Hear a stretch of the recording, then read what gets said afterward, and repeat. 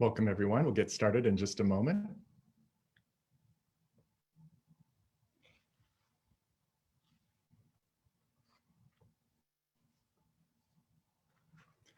Okay, welcome, everyone. I'm Chris Sumrick. I'm Executive Director of Humanities Nebraska, and I'm so glad you have joined us today for another part of our Valuing the Vote programming that we're doing online right now.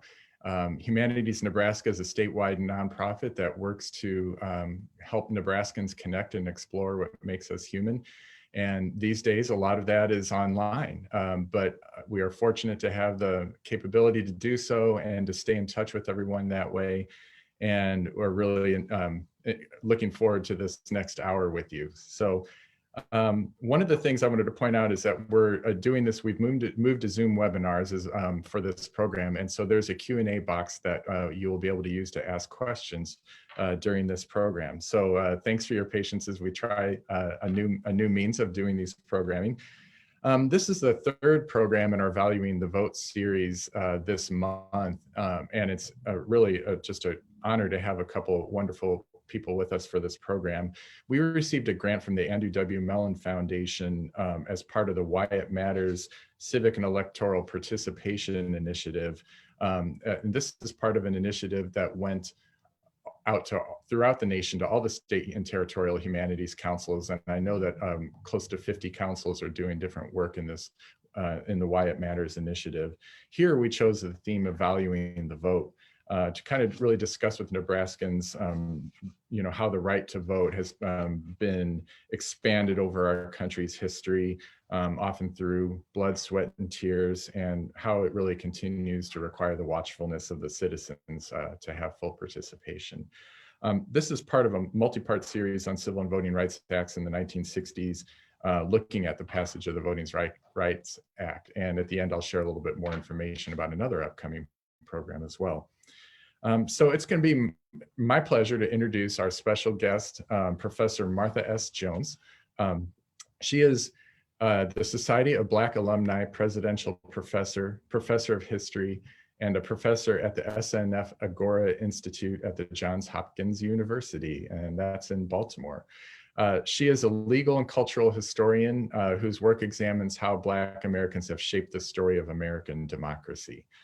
Professor Jones is the article of a new book, Vanguard, which has landed in the top 100 books to read in 2020 from Time magazine. The full title is Vanguard: How Black Women Broke Barriers, Won the Vote, and Insisted on Equality for All. She also had a 2018 book, Birthright Citizens: A History of Race and Rights in Antebellum America, which was the winner of the Organization of American Historians Liberty Legacy Award, so the best book in civil rights history.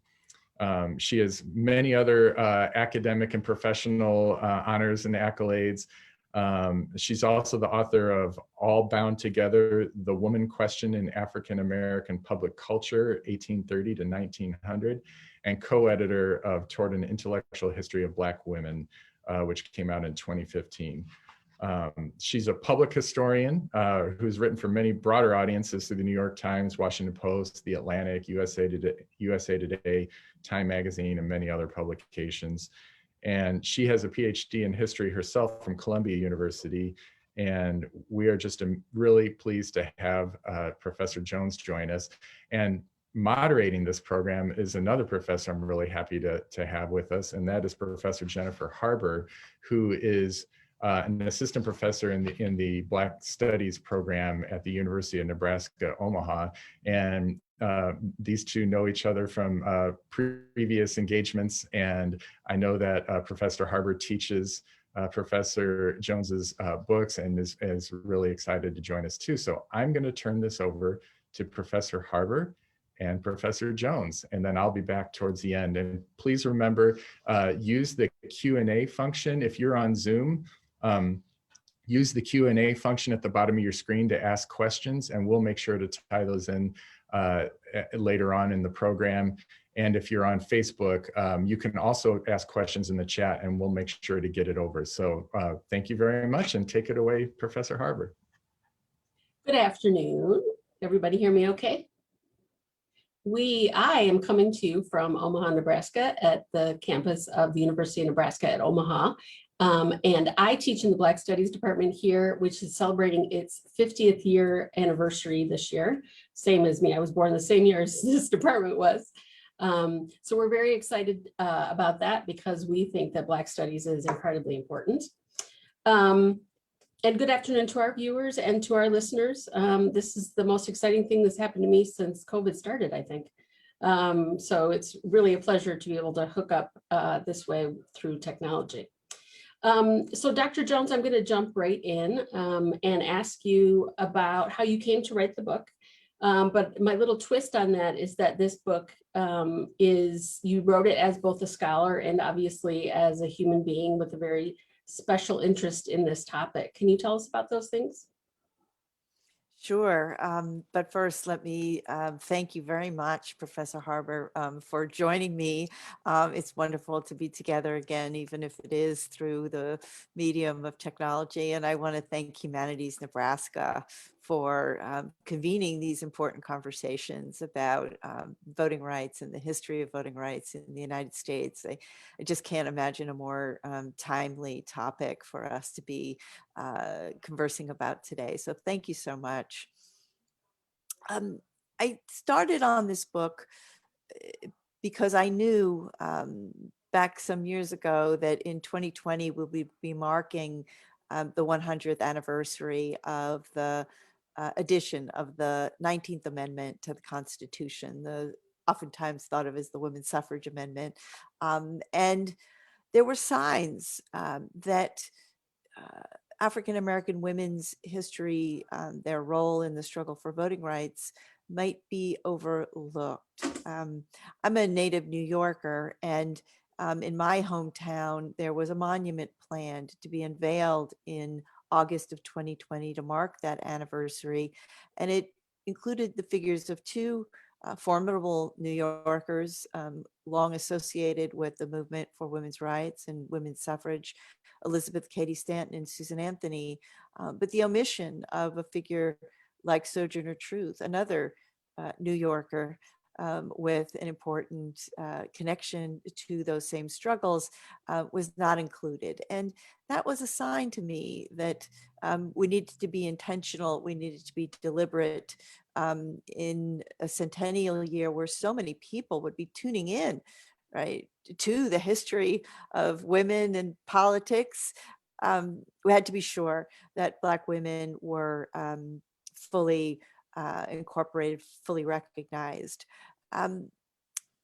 You're right that, and I should say that monument was indeed unveiled in August of 2020, and Sojourner Truth is there alongside Stanton and Anthony. And I think it's a tribute to our spirited conversations about how this centennial should be marked. But you're right that along the way, I discovered my own more personal family connections to this history. I'm someone who works at an office. You can sort of see the pictures hanging on the wall. And these are my grandmother, my great-grandmother, my great-great-grandmother are hanging here. And many days they inspire me, but they also, you know, keep me accountable. And I realized I didn't know anything about them and their connection to this history of women and the vote in the United States. So I took a sort of detour and used my historian's skills to do some family history and discovered, for example, my own great-grandmother, Fannie Williams, in St. Louis, Missouri in 1920, organizing Black women in a suffrage school so that they could overcome the Jim Crow hurdles that might have kept them from voting. And that was really exciting for me. That's quite a legacy. It is, you know, and it's a moment though where I included that in the book in part because I wanted to encourage all of us to interview our elders, Yes. and to collect those stories and to preserve them, because I'm sure I'm not the only one among us who's never really asked the women of her own family how they fit into this important history when it comes to voting rights. Yes. Um, so one of the big threads of your book that I want to talk about first. So the 19th Amendment is the amendment to the Constitution is passed in 1920, granting women the right to vote. And I think a lot of people would assume that meant that women could go out and vote, right? So I'm always talking to my students about the fact that a law is only as good as it is enforced. So you write about how many white women just kind of closed up shop. Our work here is done and we're going to move on. But your book is really about all the things that Black women did when they didn't have the right to vote. So in the hundreds of years preceding that, and then of course, even in the modern era, they're still fighting against literacy tests and all these things that, despite the fact that theoretically they have that right, but they kind of really also don't have that right. So I wonder if you could tell us about that. Sure. I think that some readers understandably might come to a book like Vanguard and expect it to end in 1920, right, with ratification of the 19th Amendment. But it turns out, tragically, right, that there is nothing in the 19th Amendment that curbs the individual states from using poll taxes and literacy tests and grandfather clauses. There's nothing in the amendment that curbs intimidation and violence. And so too many African-American women indeed are not able to vote in the fall of 1920. And nothing about the 19th Amendment troubles that.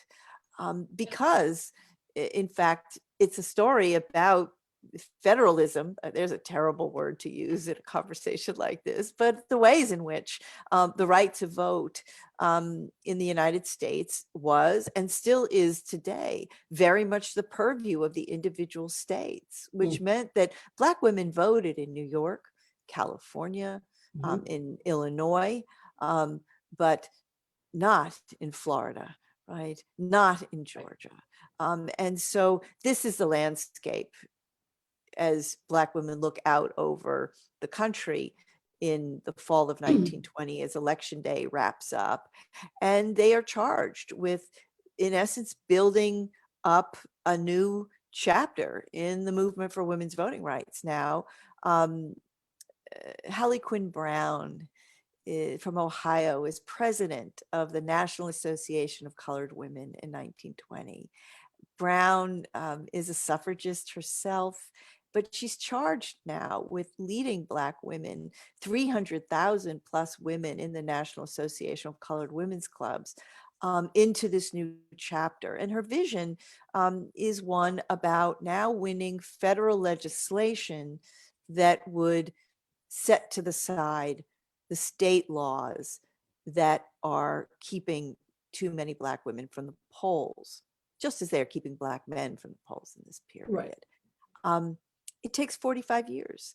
It takes a civil rights revolution for Hallie Quinn Brown's vision to be realized, and it comes in the form of what Chris alluded to in his opening, right? The Voting Rights Act of 1965. Finally, now, the 15th and the 19th Amendments have teeth in the form of federal legislation that imposes oversight on those states that had historically engaged in voter suppression.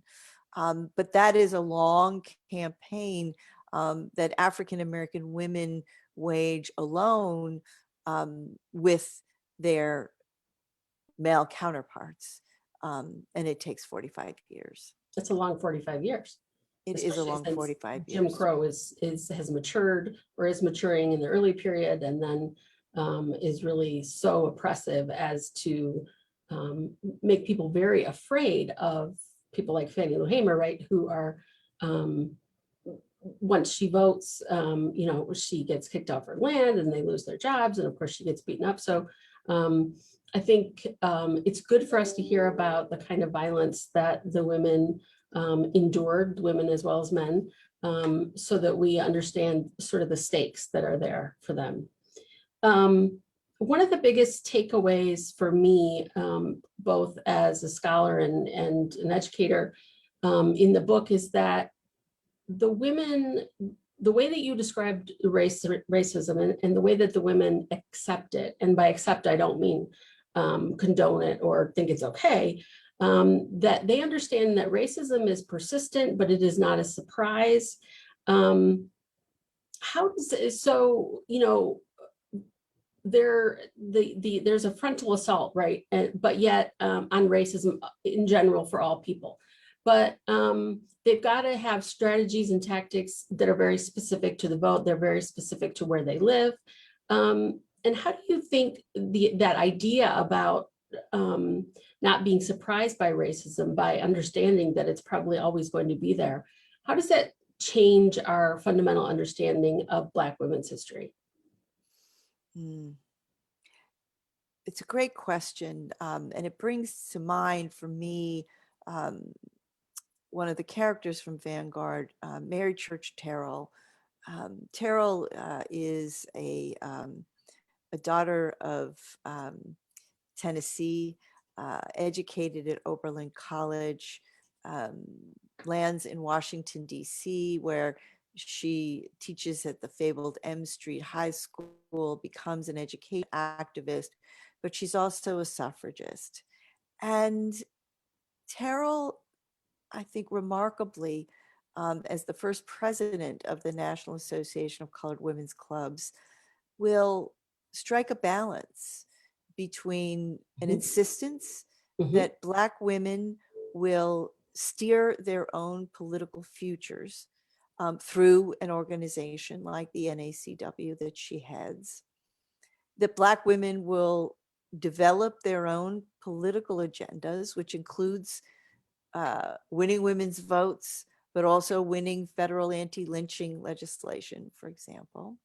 And at the same time, she never wholly cedes the broader field of suffrage activism to white American women.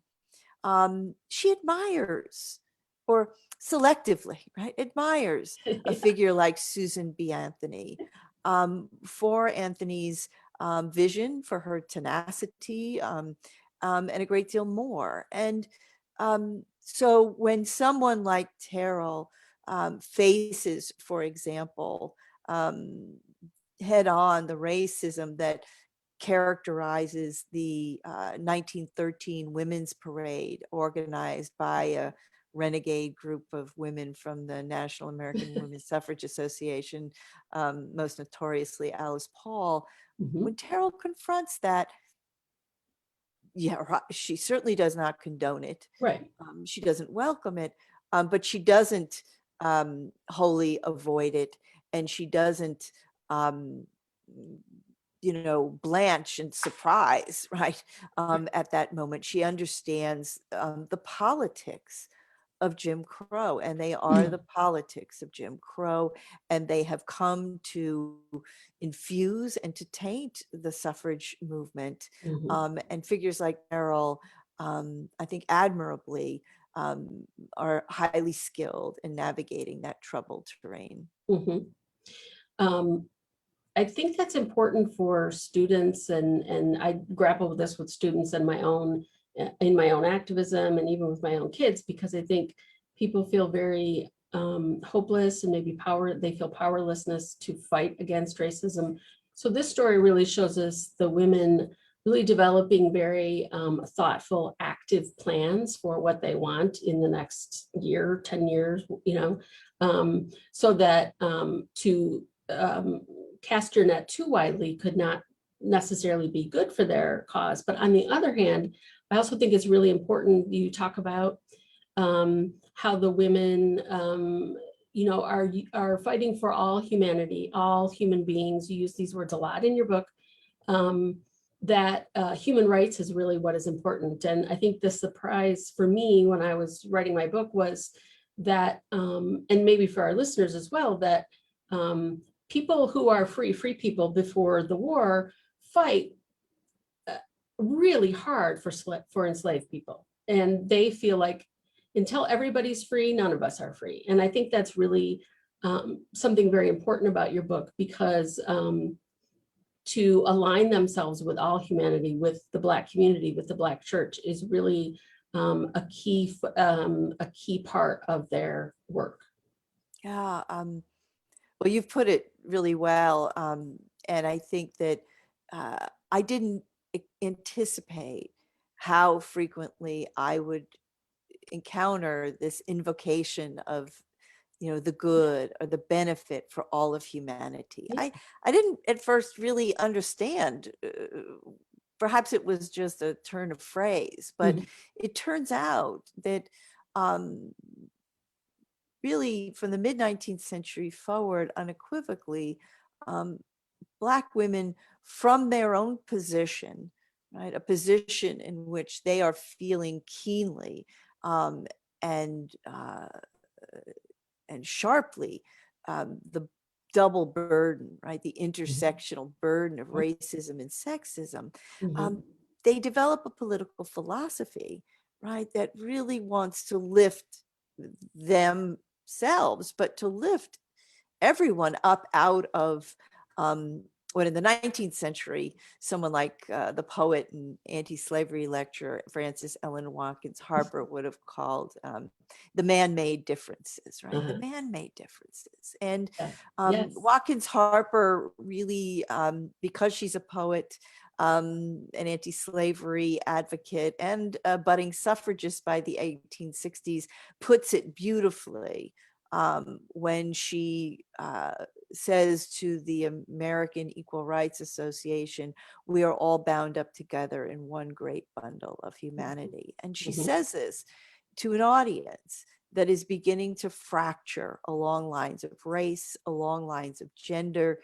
She knows that there is no tenable place for Black women in a world that begins to fracture in this way, because they are Black and they are women simultaneously.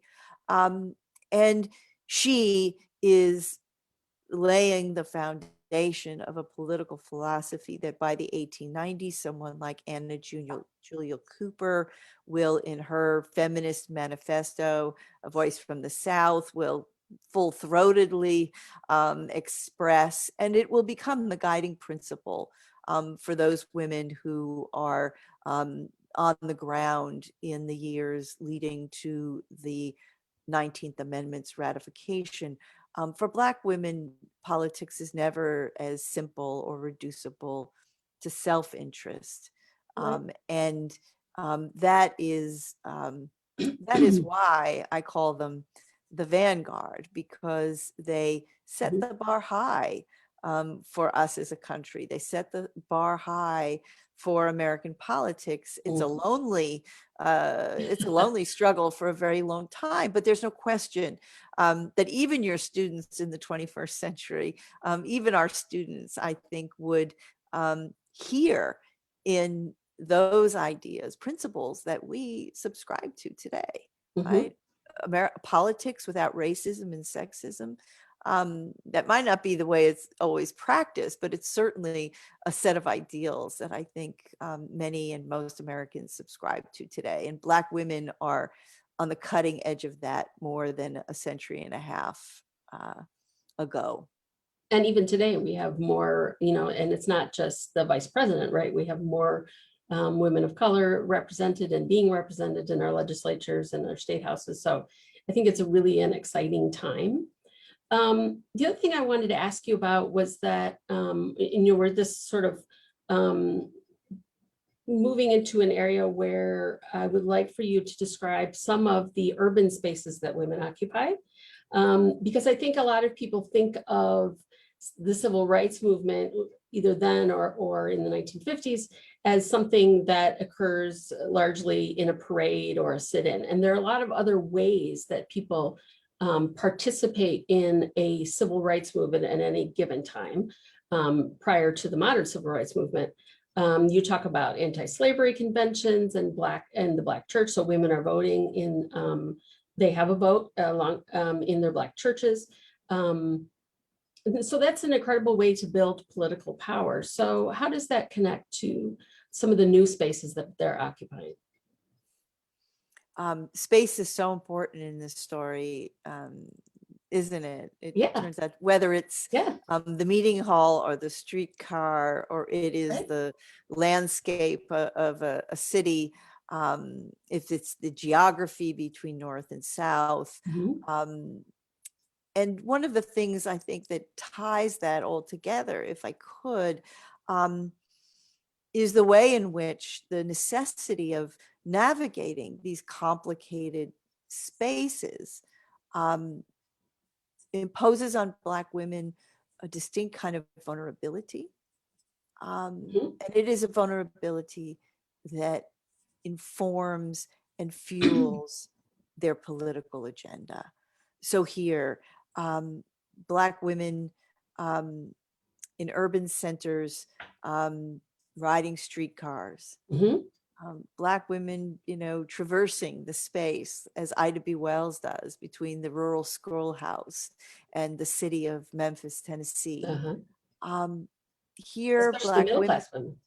absolutely, but Yeah. really working women later in Mhm. this story, Mhm. who we know in the American South are the foot soldiers of something like the Montgomery bus boycott. Right. These are working women. So I do think that the trouble of transportation Right. very early on comes to define what Black women expect from politics, what they expect from a political movement. Why? Because they are being not only Jim Crowed, they are being ejected from ladies' cars. They are being denied the first class seats when they've paid for them. They are being physically assaulted, verbally abused. I was not expecting how nearly every woman in this book at some moment in her life is able to recount a story Mhm. of assault or the threat of assault. And so, what is the key word here? It's dignity.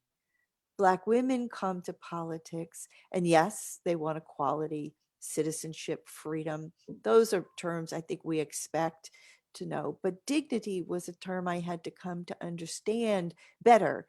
And what dignity tells us is that Black women are looking to politics, to voting rights, to political power as a means toward securing the dignity that is being wrenched from them every time that they leave their home, whether they travel across town or they travel across the country. Mhm. Well, so there's an assumption on their part that they should be treated with dignity, right? That and that's part of their gender roles as well. So I mean, they're piggybacking off the women in the 19th century of white, the model of a white family, and that women should be treated with dignity and respect and with a certain amount of homage, I guess. Um, Well, and just if I could, on that point, part of what the streetcar and the railroad car and the steamship experience teaches Black women is um, the distance between right, the kind of public dignity that white women are accorded and right. they are not. And it teaches them something about the kind of agency that white women have in those scenes, because Mhm. what they come to know through these Mhm. experiences is that white women witness passively, if not Actively. enthusiastically, Yeah. these scenes again and again, never intervening on behalf of Black women, Mhm. and instead permitting and condoning passively Mhm. these scenes. But your book, you make a deliberate choice not to talk about white racist feminists overly much. And you probably could more if you wanted to. Certainly that's all there, right? So you talk about Elizabeth Cady Stanton et al. Writing the history of suffrage and leaving women literally on the margins in those books. Abby Gomer is a person that they sort of, a Black abolitionist is a person that they really should pay more attention to, but yet they act like she deserves their pity. But you kind of don't make a big deal out of that. and where others have, right? So and part of the reason why I ask is because I always tell my students in African-American history, we're going to hear African-American voices. Because when I was in college, if I had to hear George Wallace give a speech one more time, I wanted to scream, right? Because there is a certain focus on that white racism that I think sometimes goes overboard. And it's like, okay, but we want to hear what the Black women were thinking and saying. Yeah.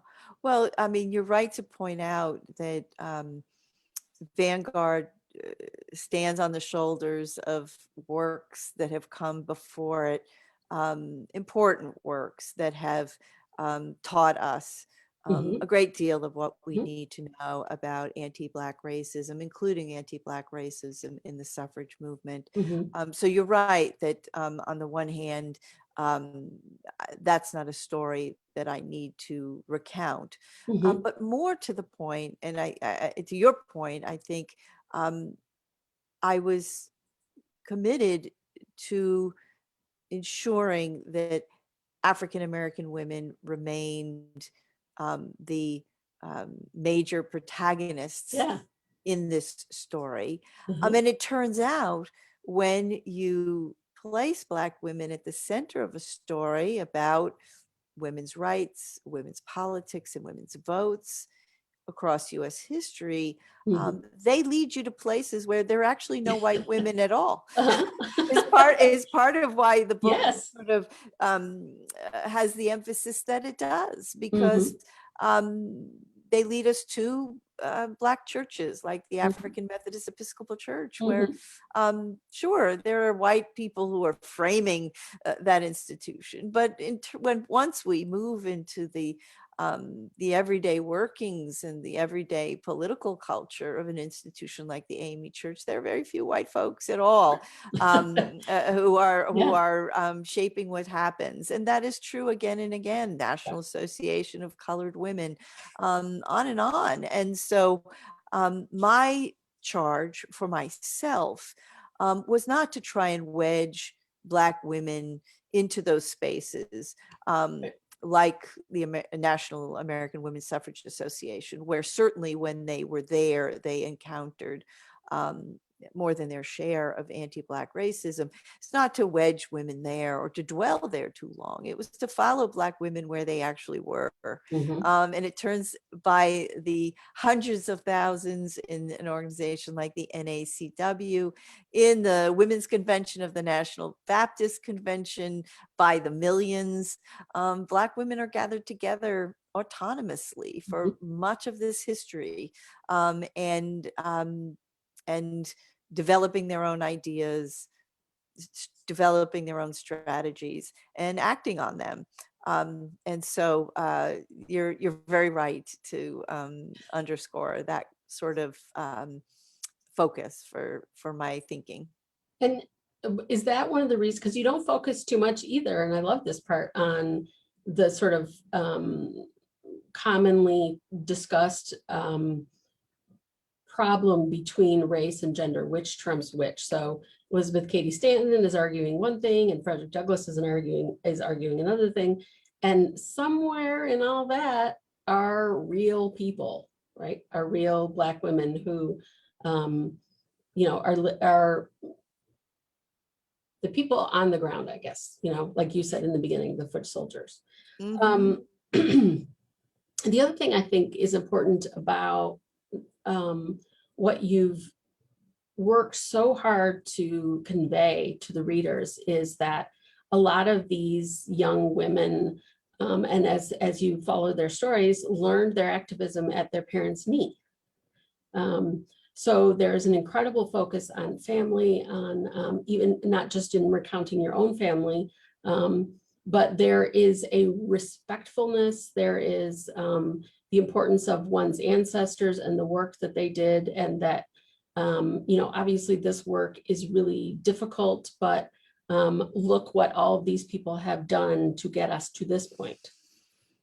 Yeah, I think that I've always been interested in generations, Mhm. in the ways in which, um, uh, you know, uh, our best thinking I'll dare say, is never contained in any one generation, right? Our best ideas, our most enduring ideas, our Yeah. most valuable ideas, um, not only require time to develop, they also require time to enact. And um, there is in this story, very self-consciously, Black women sort of passing on, Mhm.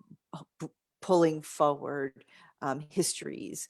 I write a bit about naming in this book and how, by the early 20th century in the Black women's club movement, um, the names of the clubs are a Yeah, history lesson in the I hadn't thought generations of that. Yeah. that had come before, and and this is a deliberate and powerful practice, right? In a community where um, too few Black women still are sitting in academic centers and Mhm. writing Absolutely. histories as we come to know them. Absolutely. So, how do you write your own history from that lay perspective? And I think part of it is in the practice of naming. We see mothers and daughters. The Mhm. wonderful example is Mary Church Terrell, Right. who I've already mentioned, who names her daughter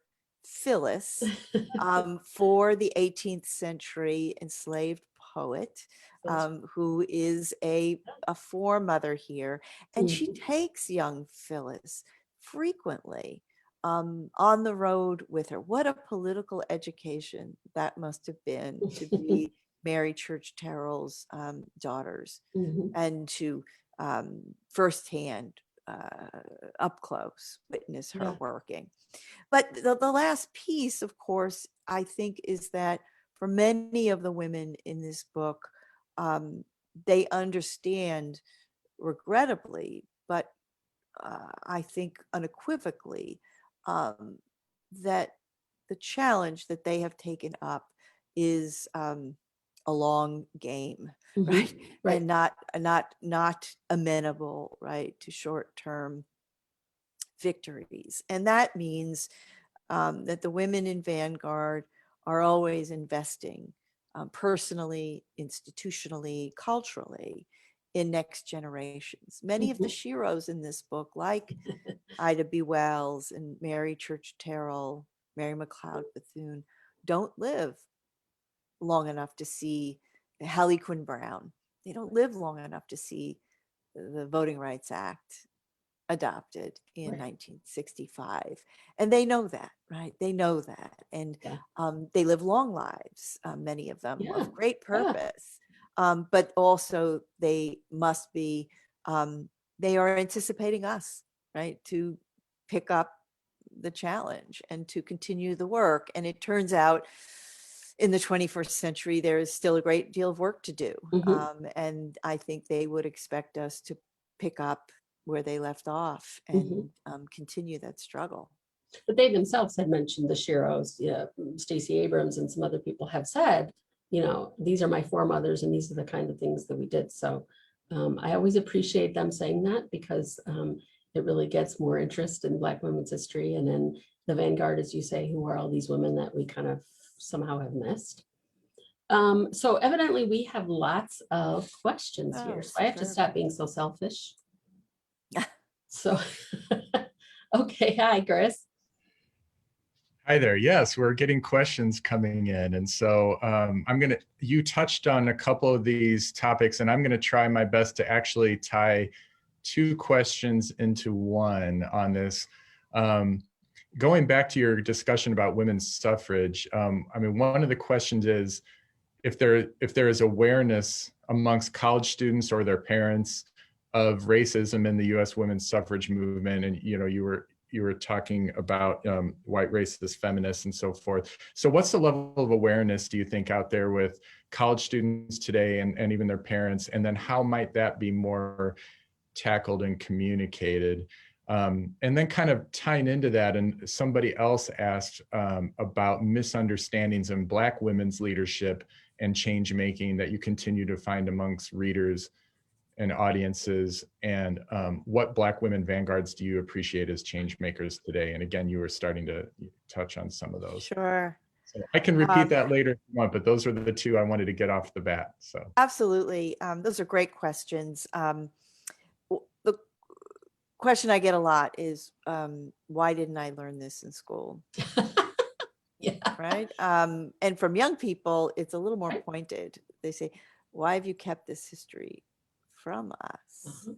So I have to, in part sort of dial it back and say, I didn't learn this in school either. Right. And here I'm trying to recruit, historians from our students, from among our students, which which is to say, Yeah. many of us are charged with writing the history that we want and need to read, right? That it doesn't always exist. And I spend a lot of time myself with K through 12 educators, talking about this material, talking about how to incorporate it into everything from, existing curriculum standards to standardized tests Right. and more. That's an important part of the work that we do, Yes. a little bit behind the scenes.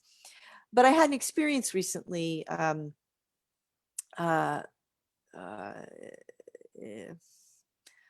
had an experience recently connected with a program sponsored by Louisiana Humanities.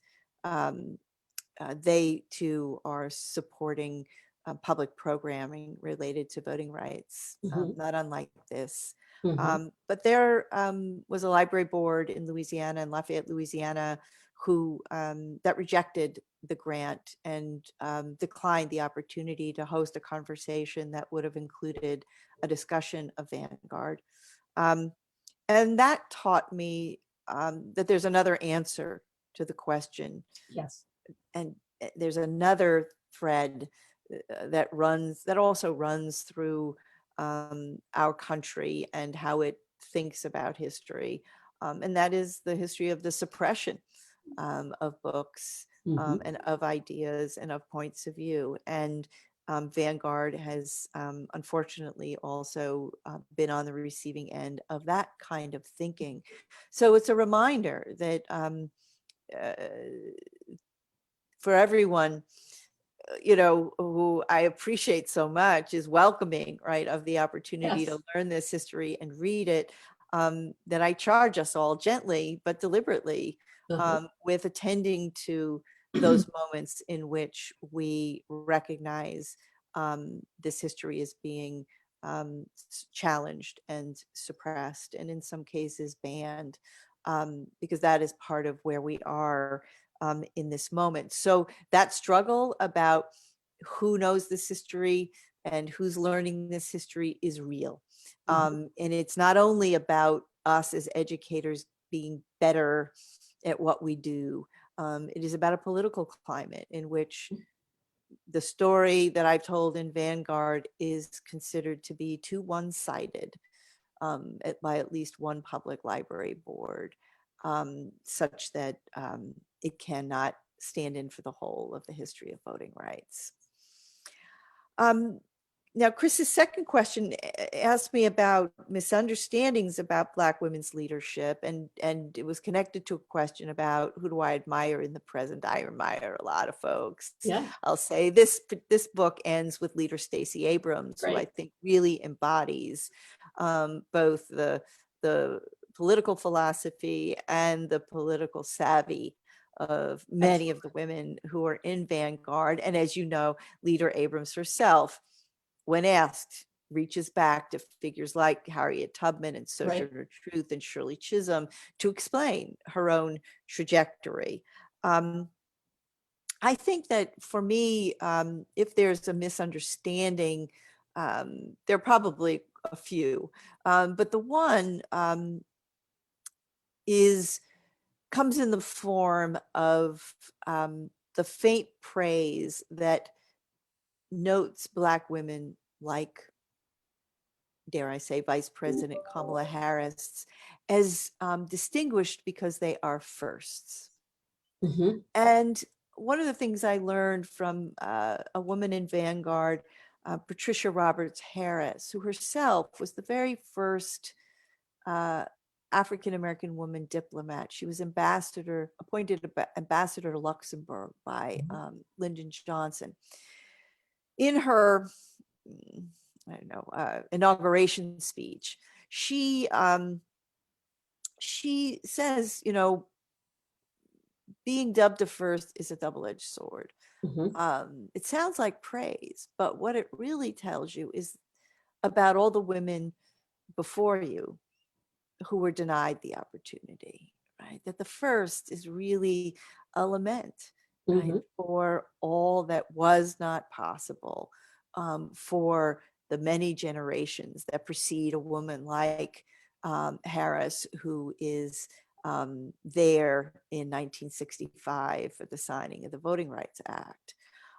So I have moved away from this kind of tallying of the firsts to talk about Black women as a force. What kind of force are Black women in American politics today? And when you have 130 Black women running for Congress in 2020, and you have 95+% of Black women voters using their power at the polls concertedly to elect Democratic candidates, when you have 6 Black American women vying to be Joe Biden's running mate, that is no longer a story about firsts for me. It is really about force.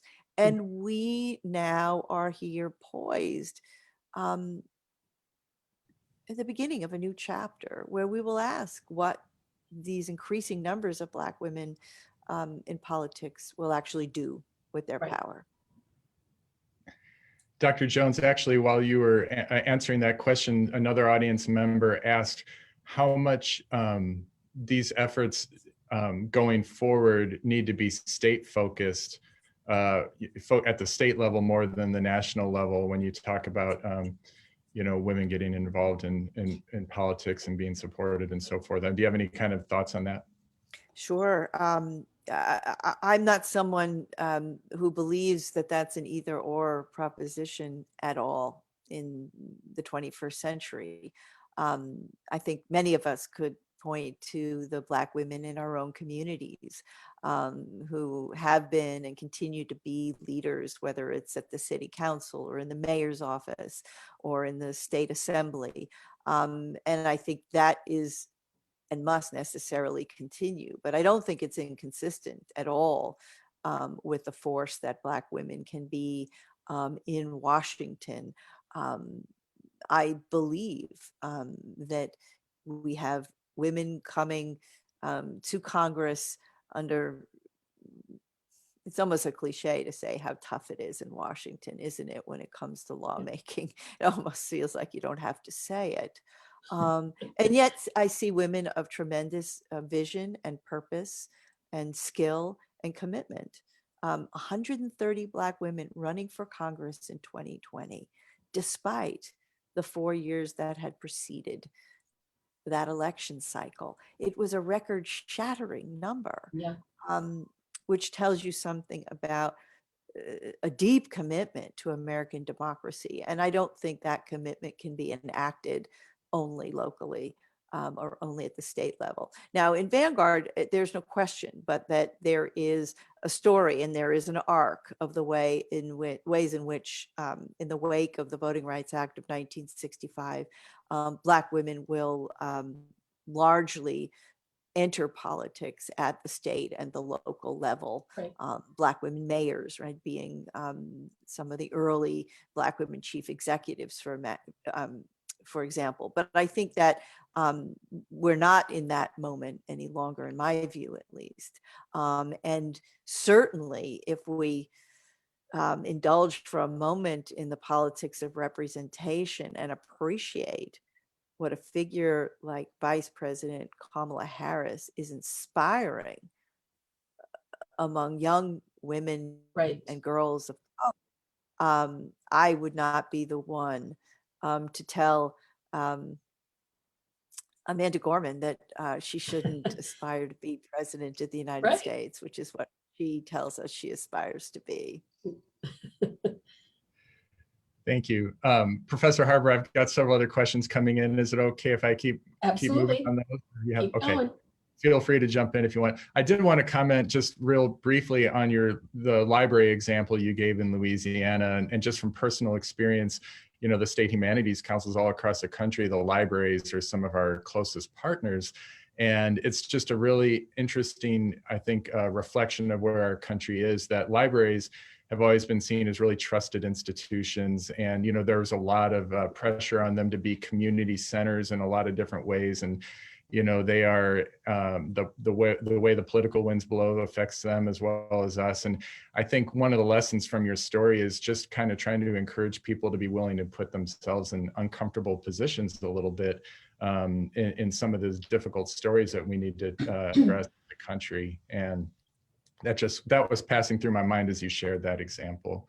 Yeah, well, I thank you for that. And if I could say, you know, I'm very grateful to the National Library Association and the American Library Association for the role that they played in these troubles in Lafayette. I have to give credit to that city's public university, the University of Louisiana at Lafayette, which is going to host this program. So, and at the same time, I guess it's important to say that I think, unfortunately, a book like Vanguard gets caught up in disputes that are, I frankly think, Chris, I don't think anybody on that board read the book, For sure. right? And We just that know that they're distrustful. maybe that's the most disappointing thing of all, Right. right? It's one thing to read the book and then disagree with it, right? We welcome that, I think, as writers, as authors, as historians. We expect that.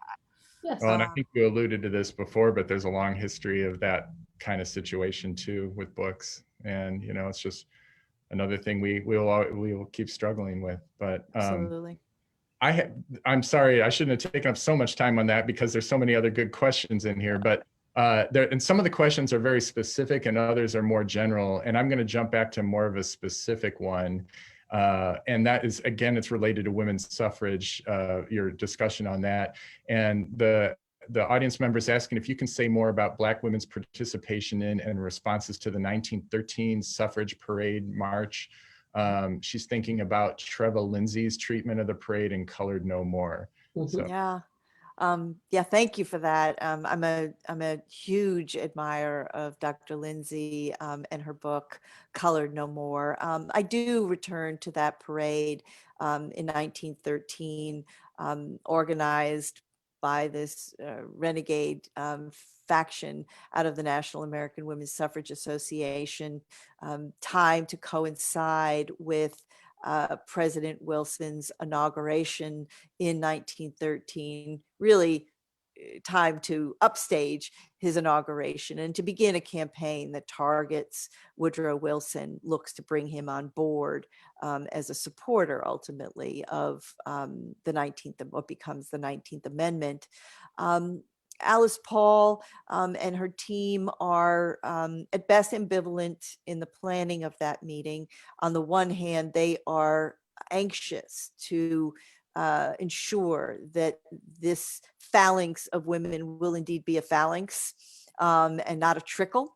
And that means in a city like Washington, D.C., being deliberate and conscious about turning out Black women to be participants in the parade. But it is already the case within this movement that there is a tension for organizers who are looking to attract and secure the support of white Southern women to the movement.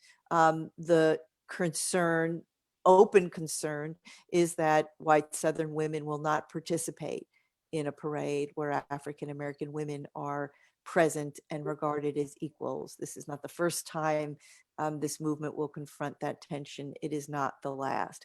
I write about this story from the perspective of Mary Church Terrell, who is a native to Washington, who is on the lecture circuit in the winter of 1913, lecturing on anti-lynching, but returns to Washington, very characteristic of Terrell. She returns to the city just long enough to participate in the parade.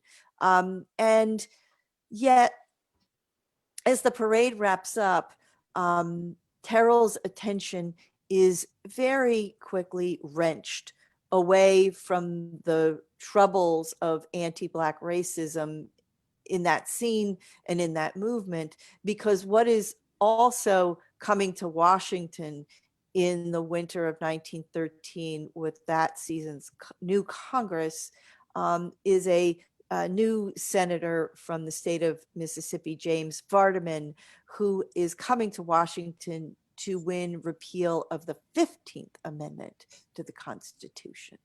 So I want to juxtapose those things to help us appreciate what it is that Black women are contending with as they contemplate voting rights. Yes, there is this campaign that's looking to win what becomes the 19th Amendment to pressure Woodrow Wilson on the offensive, but Black women are also on the defensive, because Vardaman has been elected on a platform that had basically one item, and it was repeal of the 15th Amendment.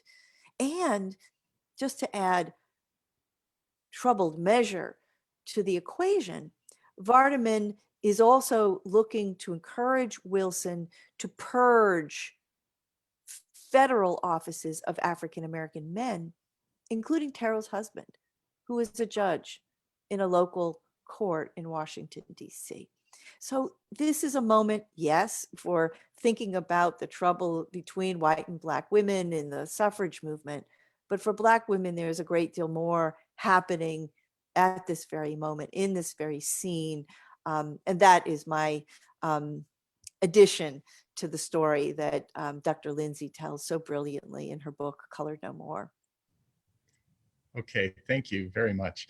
And I know we're running short on time here, but I think the last question might be a good one to kind of start wrapping up on, and it's more of a general question. It's addressed to both of you.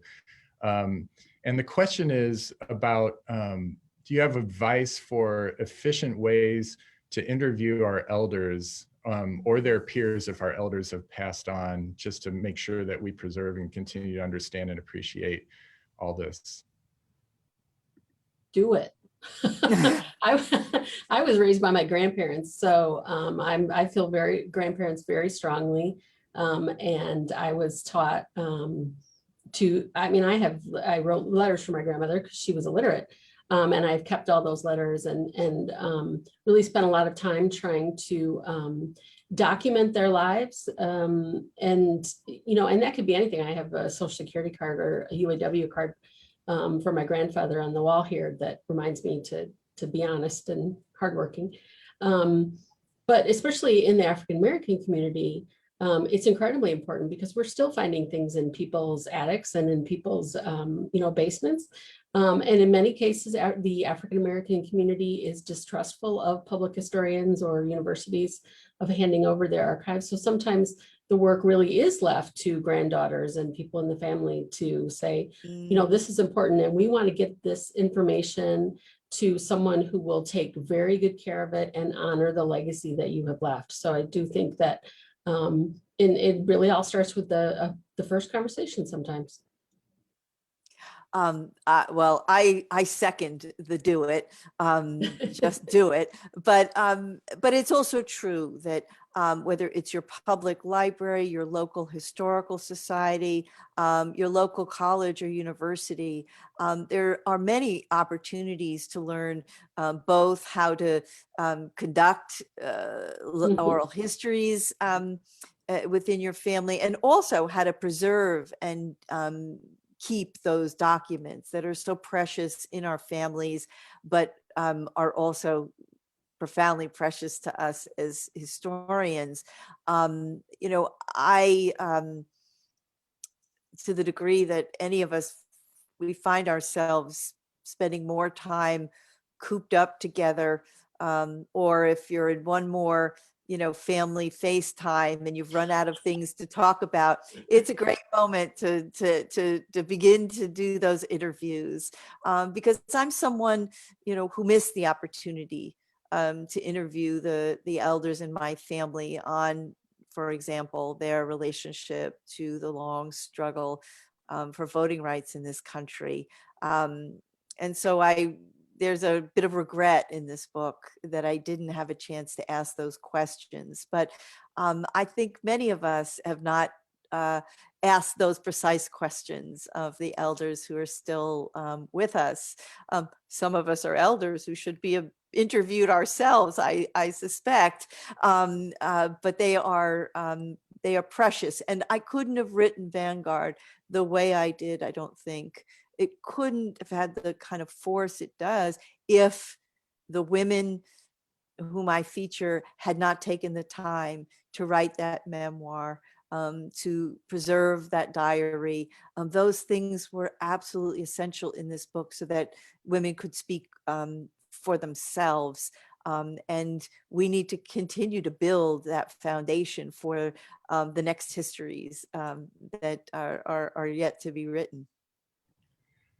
Well, thank you, Dr. Jones. That was a great way to wrap up. And I, for one, am definitely feeling more elder every day these days. So, Well, but it is what it is. Really appreciate both of your time. And it's just been an honor and a pleasure. I want to mention, we are going to be giving away a copy of your book to an audience member. And so we're going to do a drawing, and we'll inform people next week on who wins your book. But before people hang up off the call, I want to mention we had a great program last week from a couple gentlemen from Mississippi, Charlie Cobb and Leslie McLemore. And I have a couple people that are going to be winning those books from the drawing last week, and that's Joan Anderson Mertz and Mary Clark. So we will be sending those books their way. And tomorrow we're going to have another program more focused on Omaha connections to civil rights. We have Willie Barney, who has been moderating a couple of these other conversation programs. He has put together a panel with Preston Love Jr., who is head of Black Votes Matter, Terry Sanders, the publisher of the Omaha Star, and Matt Howland, who is the son of the founder of the DePores Club in Omaha, and maybe one or two others on a panel looking at Omaha connections to civil rights. So really hope people tune into that one. It's been fun to get that happening. And then just please, for everybody, stay in touch, pay attention to our social media and our website and our emails for more information on other programs.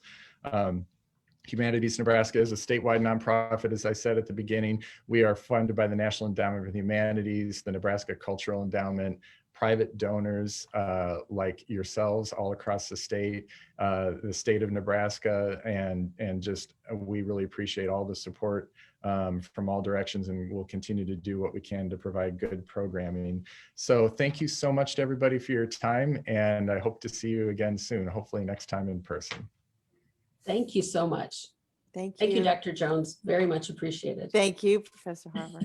When I see you next in person, you can sign my books. Absolutely. It'd be an honor. Thank you. Same here. Take care, And also, everybody. we will need to bring you here in person sometime. Absolutely. I would. I'm a fan, so I would love that. Thank you. Thanks. Yeah, maybe not this time of year, but. Well.